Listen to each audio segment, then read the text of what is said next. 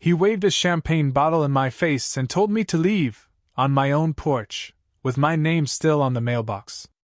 That was the moment I realized this wasn't going to be a misunderstanding. This was going to be a very public, very satisfying mistake on their part. I'd just finished a long patrol shift, dust still on my boots and radio static still buzzing in my ears, when I pulled up the gravel road leading to my ranch. The gate was wide open. That alone was enough to set my teeth on edge. But then I spotted them, 2 teens in matching pastel polos dragging folding tables across my pasture like it was some HOA community park, while a rented luxury SUV idled by my fence line, stereo blasting music that didn't belong within 10 miles of cattle. I parked beside the gate, took a deep breath, and stepped out, already calculating how much property damage I'd be documenting today. Then he appeared. Blonde, bleached, and bronzed. Aviators so reflective I could see the disgust on my own face in them. He strutted up like he owned the land under his loafers, holding that champagne bottle like it was a magic wand that made everyone listen. Hey, yo, yeah, no, he said, wagging a finger at me. This area's closed for a private event. HOA approval. Gonna need you to move that, whatever that is. He pointed at my truck. The one with the ranch logo on the door and a front winch that had pulled at least 3 tractors out of ditches this season. I said nothing. Just waited for him to realize who he was talking to. But this one wasn't wired for self-awareness. He gave me the once-over, clearly deciding I didn't look important enough to challenge him. Yeah, so this is like a celebratory bash, he continued. Influencer vibes, exclusive. You're on HOA-managed borderland, and we've got full use rights until Sunday sunset. I looked past him at the speakers being unloaded, at the champagne boxes in the shade of my apple trees, at the cables being run across grass I'd reseeded by hand. And who gave you that permission? I asked. My mom, he said, like that ended the conversation. Karen Lansing, president of the HOA. She handled it all. You can talk to her if you want, but she's really busy. That's when I turned and pointed to the mailbox. A sturdy welded thing, bolted to a cedar post. Right there on the side, etched into the steel, were the words, Holt Ranch. I raised an eyebrow and said, That name mean anything to you? He squinted, shrugged. Yeah, well, it's still HOA jurisdiction for events. It's all on the paperwork. You got the wrong vibe, man. You need to go. The words, you need to go, echoed in my head with such bold, confident ignorance I could almost laugh. I didn't, though. Not yet. Before I could answer, the buzz of tires on gravel pulled both our eyes up the drive. A golf cart appeared, driven by a woman who looked like she just stepped out of a luxury home magazine. Blonde bob, pastel sweater over her shoulders, oversized sunglasses, and enough perfume to knock out a mule. She pulled up beside us, got out like she was dismounting a chariot, and waved in my direction like I was some ranch hand she needed to dismiss. What seems to be the problem here? She asked with clipped annoyance. This man says we can't set up, her son explained. He's giving off squatter energy. Squatter. That's the word he used. On my land. Karen turned to me with a strange smile. Sir, we have an HOA event scheduled here. You may not be familiar with the terms, but this land falls within what we call community-affiliated space. It's part of the shared zone around the water buffer. So unless you're with the event crew, I need you to clear out. I just stared at her. You mean the pond? That's my irrigation runoff. She waved a hand. Regardless. It's in the shared border space. The HOA voted on it. I took a slow walk back to my truck and leaned on the open door. I knew if I said too much now, they'd just get louder, dumber, and more defensive. And frankly, I wanted this to go on a bit longer. Karen turned her back to me and began directing a group of arriving teenagers where to park. One tried to pull onto the soft slope by the barn. I saw my new fence post buckle slightly as the tire clipped it. That was enough. Karen pulled out her phone. I'm just going to have the sheriff send someone to move this guy off the property. I nodded. You go ahead and do that. She dialed. I waited. Listened as she went full Karen into the receiver. Yes, we have an intruder. He's refusing to vacate. We're at the south buffer zone behind Wildrose Creek, near the Apple Rose. Yes. Karen Lansing. HOA President. Yes, we have a permit. The sheriff needs to send someone right away. Inside my truck, the radio crackled. Dispatch was already rerouting the call. I reached in, keyed the mic, and said, "This is Sheriff Holt. I'm already on scene." There was a pause on the other end. Then, 10-4, Sheriff. Standing by for your next. I stepped away from the truck again, and this time walked straight back toward Karen and Chase, still mid-party setup. Chase turned and immediately frowned. "Dude, didn't she tell you to leave?" I pulled the badge from my belt and let it hang in the sunlight. "She called for the sheriff. She got him." Karen froze. The change in her expression could have powered a wind turbine. She stammered. "Wait, you? You're the sheriff?" "Yes, ma'am. Sheriff Holt. And this land you're trespassing on is mine. Which makes this whole event not only illegal, but liable for damages." Chase tried to laugh it off. "You're joking, right?" I walked past him, straight to the nearest table set up, and tapped the edge of the champagne tower. "You have 15 minutes to clear everything off this property. Or I start writing citations by the dozen. And I haven't even walked down to the pond yet." Karen looked like she was going to burst into flames. "This is a mistake. A major mistake. We'll file complaints. I'll have your badge." "You already called for my badge," I said calmly. "And here it is." Then I tipped my hat, turned toward the house, and left them standing in their own arrogance, now slowly melting into panic. The first thing I noticed the next morning was a set of fresh tire tracks carved through my pasture. Deep ones. From oversized vehicles with low respect for the land they crossed. I followed them out to where my apple trees shaded the lower clearing. Empty champagne bottles littered the grass, red plastic cups floated in my irrigation ditch, and somebody had snapped the rope swing I'd put up for my niece. The party might have been over, but the mess stayed behind like a hangover too proud to leave. And Karen Lansing? She hadn't left either. She showed up just after sunrise, this time in a sleeker ride, no golf cart. A polished SUV with tinted windows and a vanity plate that read HOA 1. She parked like she was expecting cameras and got out in heels that didn't belong on dirt. "Sheriff Holt," she said, with a smile so fake it should have come with a warning label. "I hope we can resolve this misunderstanding before it becomes unnecessarily dramatic."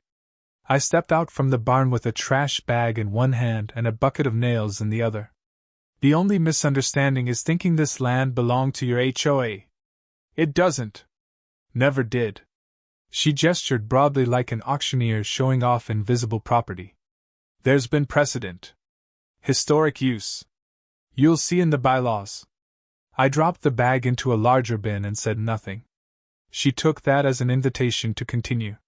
"The board agreed to host my son's party here months ago. It's a social event with community benefit.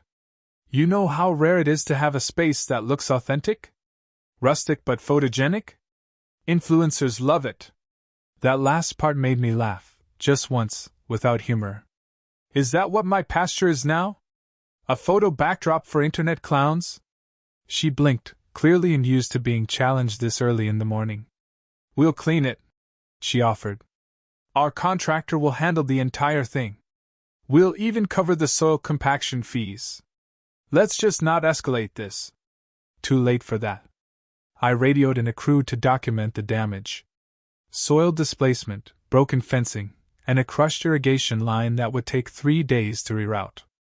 As I walked the perimeter with my deputy, I caught sight of Chase slouched in the passenger seat of his mom's SUV, holding his head like it might fall off. Hungover, no doubt. Still wearing a glitter-covered shirt that said, "King of Vibes." Deputy Ramos leaned over and muttered, "King's Court didn't clean up after themselves." I nodded. "Let's make sure they pay for every bit of it." Karen was pacing now, her earlier confidence cracking. "Sheriff, there's no need for legal action. This could all be worked out as a neighborhood misunderstanding.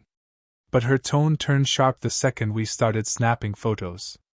Are you sure you want to go down this road? She asked. Do you know how many connections I have? I raised an eyebrow. Enough to ignore private property signs, it seems. That shut her up, for a second. While we documented everything, more guests started arriving, unaware the party had been cancelled. A few influencers rolled up in flashy cars, taking selfies with the trees as background before realizing the sheriff was on site. One even asked me to pose with them. For the brand. I told her the only branding happening today would be legal. Just as I was preparing to issue citations, a drone buzzed overhead, part of our department's new surveillance kit. We used it to record clean, court-approved flyovers of damaged property. The sight of it sent Karen into full meltdown. You're spying on me? She shrieked. This is harassment. I demand the footage be deleted. I looked at Ramos, who just shook his head. It's standard protocol, ma'am. Everything above board. That's when we got a ping. The drone had scanned a license plate linked to an outstanding warrant. One of the vehicles left behind by a guest belonged to a known scam artist, and the database flagged it immediately. We had probable cause to search it. Inside the trunk, we found bags of undeclared prescription pills and a stash of counterfeit IDs. Suddenly, this wasn't about trespassing anymore. This was criminal. Karen turned ghost white when she realized what was happening. I had no idea, she insisted. They weren't my guests. They were my son's network. Chase, now barely upright in the passenger seat, mumbled something about party sponsors and logistics before vomiting into a branded gift bag. I had enough. I turned to Ramos. Secure the vehicle, impound everything. And get statements from the property owner. He grinned. That'd be you, Sheriff. I smiled back. Darn right it is. We filed 3 citations that morning. 1 for property trespass. 1 for environmental damage. 1 for unauthorized use of private land for commercial activity. The fine totals would make even a well-funded HOA blink. Karen tried once more to talk her way out of it. This could ruin my standing with the board. Let's not go nuclear here. I folded my arms. Then you should have stayed off my land. Later that afternoon, the HOA board got wind of what happened. They weren't happy, not because of me, but because Karen never actually got written approval. Turns out, she'd used her position to forge an event authorization and skipped the board vote. When the news hit the group chat, half the neighborhood turned on her. One of the board members, a straight-laced ex-judge named Milton Clay, drove out to see me personally. He shook my hand and apologized for the embarrassment caused by this rogue operation. Then he quietly mentioned that they were calling for an emergency HOA session the following evening to discuss Karen's future on the board. Might want to attend, he added. We're hoping for some professional presence. I looked at the still unmoved beer coolers in the shade and the crooked chairs stacked under my tree. Tell them I'll bring photos, I said. And receipts. That night, as the sun dipped low over the hills, I stood on my porch with coffee in hand, watching another vehicle arrive, this one carrying a cleaner hired by the board. The poor man looked around like he'd walked onto a battlefield. What happened here? He asked. I sipped my coffee and smiled. Just another HOA party. 2 days after the disaster that was Chase Lansing's birthday bash, the footage began to spread like wildfire. Not the kind that starts on YouTube and fizzles out after a few chuckles, but the kind that hits Facebook HOA groups, local news blurbs, and ends up clipped into 20-second viral TikToks captioned, entitled HOA Gets Reality Check. One video showed Karen Lansing screaming at the drone like it was a flying demon. Another showed Chase trying to flex for a live stream before stumbling over his own lighting cable. The crown jewel, however, was the bodycam footage, where Karen yelled, "Get off our land!" And I calmly replied, "Ma'am, this is my ranch, and I'm the county sheriff." By the time the HOA board held their emergency meeting, 3 different news outlets had already contacted the sheriff's department for public comment. We didn't give them anything but the facts, which, frankly, were embarrassing enough without commentary. Damage had been documented. Citations had been issued. And the HOA's credibility was now riding on the same rails as Chase's influencer career, derailed, smoking, and upside down. The meeting was held in the Wildrose Community Clubhouse, a clean, air-conditioned space with beige carpet and framed photos of walking trails nobody used. I showed up in uniform. Not because I needed to prove a point, but because the board had formally requested law enforcement presence. Apparently, they were expecting tempers to flare. I brought 2 deputies with me. Just in case. Not to escalate, just to remind everyone that law still mattered. Karen was already there, sitting stiffly at the head of the long table, flanked by 2 older board members who looked like they regretted every vote they'd ever cast in her favor. Chase wasn't present. Word had it he'd gone offline for mental clarity, which likely meant hiding in a hotel room, trying to scrape glitter out of his scalp. The rest of the board filtered in one by one, some greeting me with nods, some avoiding eye contact entirely. The meeting started with Milton Clay, gravel-voiced, composed, and not interested in ceremony. "Let's get to it," he said. "We've received 3 formal complaints from residents, a cease and desist letter from the sheriff's department, and a stack of legal invoices tied to unauthorized HOA activity on non-HOA land." He turned to Karen. "Would you care to explain how your son's party ended up on someone else's ranch without board approval?" Karen tried to muster authority, but her voice had none of its usual bite. "It was a simple mix-up in the maps. An honest misunderstanding." Milton didn't blink. "The board reviewed the maps. The property boundaries are clear. The misunderstanding wasn't geographical, it was ethical. You told us the vote passed when it didn't even reach the table."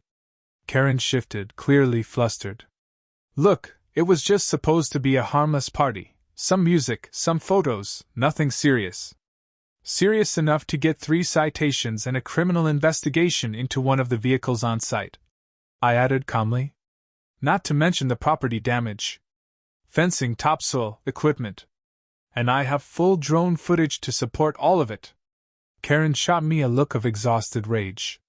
"Are you here as a sheriff or as a landowner?" I smiled. "Both, actually.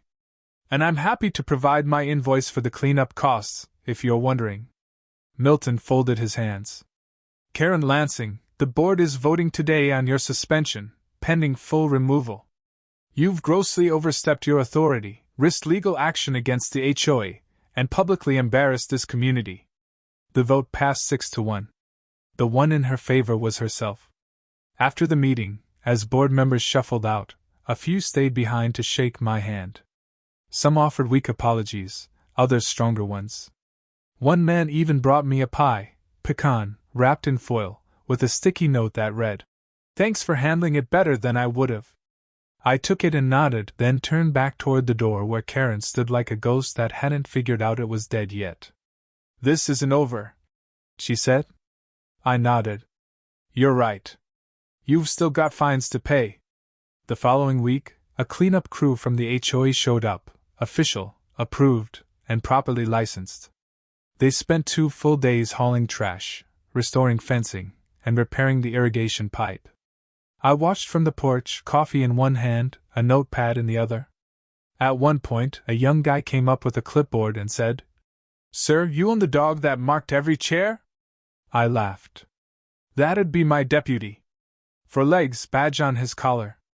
He didn't know whether I was joking. By Friday, a certified check arrived at my office, made out to Holt Ranch for damages, with a note in careful cursive.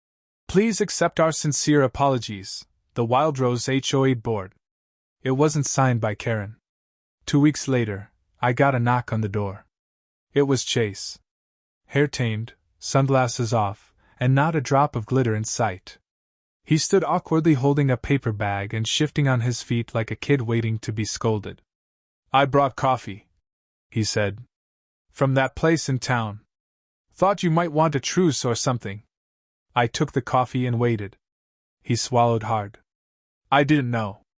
I mean, I really didn't know it was your place.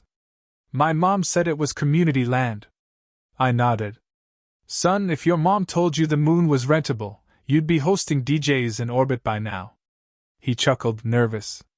Look, I'm not cut out for the whole HOA politics thing. Or the influencer life. I'm thinking of joining the Forest Service. Something real. I looked him over. Maybe he meant it. Maybe he didn't. But for now, he wasn't drunk, wasn't yelling, and he brought good coffee. Start by learning what a property line is, I said. Then we'll talk Forest Service. As he walked back to his car, I stood on the porch and looked out at my land. Clean again. Peaceful. The apple trees were just starting to bud. The mailbox stood tall at the end of the drive, the name still sharp in its steel, Holt Ranch.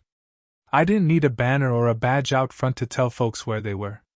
But just in case, I'd already ordered a new sign for the fence. Private property. Sheriff owned. Party here, pay twice.